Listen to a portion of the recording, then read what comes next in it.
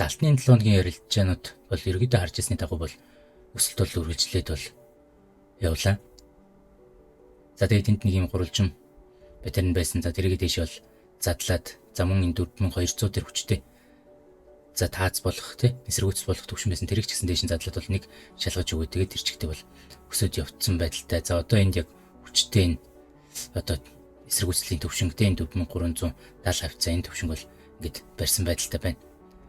За тэгээ 2 сарын 28-наас хойш бол за геополитикийн асуудал хүндрээд тэ орон зүйн хоолой хаагдаад за газрын төсвийн инфляц за мөн бондын өгөөж өсснөөр алтан дээр бол дарамттай байгаад алт бол ингээд дуналт үргэлжлүүлжсэн бол одоо бол одоо яг өсөлтийнхоо тэ урт хугацааныхаа өсөлтийн чиглэл рүү орж ийн удаа гэж бол харагдах гад байна. За тэгээ бидэд бол том цагаар ингээ харах юм бол алт бол стил ингээ өсөлттэй байгаа тийм ээ.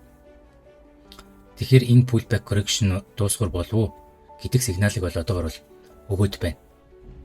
За тэгээд энэ 7 хоногт non-farm мэдээ гарсан. За эх 7 хоногт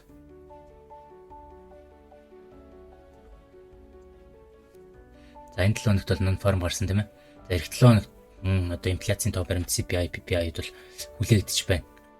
За тэгээд non-farm мэдээ бол хүлээлтээс бол одоо маш бага. За бүр одоо нийт ажлын байр бол бүр хасахтай гарсан байгаа тийм. За тэгээд энэ нь бол ерөөдөө одоо төв банк Fed бол бодлогын үг цаашдаа өсөхгүй гэдэг одоо магадлалыг бол нэмэгдүүлж байна. За тэгээ одоо ингээд харахаар тий 375 дээр одоо хэвэнд нь үлдэх магадлал өсөд ороод ирсэн байгаа.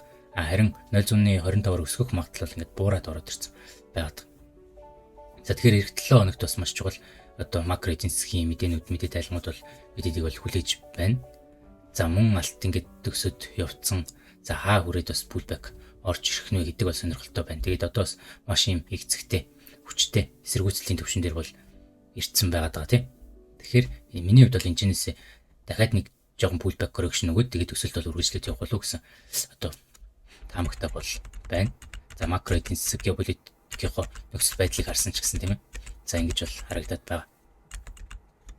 За тэгээд миний хувьд бол энэ 7 хоногт нэг 10 ярилцлага хийсэн. За эхний нэг дэх хоёр дахьын ярилцлагууд бол одоо тун хүндхэн бол за яваад за хоёр дахьын Нью-Йоркоос ахуулаад бол алдагдлуудаа за нөхөд за гурав дахьд бол энд одоо 1-3 та 350 пипний ашиг аваад за өглөө Аз дээр нэг шорт арилжаа. За Нью-Йорк дээр нэг шорт арилжаа.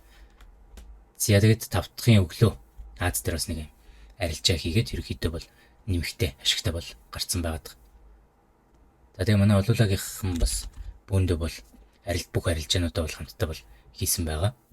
За тэгээд энэ арилжааны лайвууд те бүгдөө тэмдэглэлүүд бол бүгдөө энэ олуулаа дээр байгаа. Тэгээ энийг үзэж байгаа хүмүүс бүгд нэгдэх боломжтой над руу одоо хувь чат бичээд ороод ир.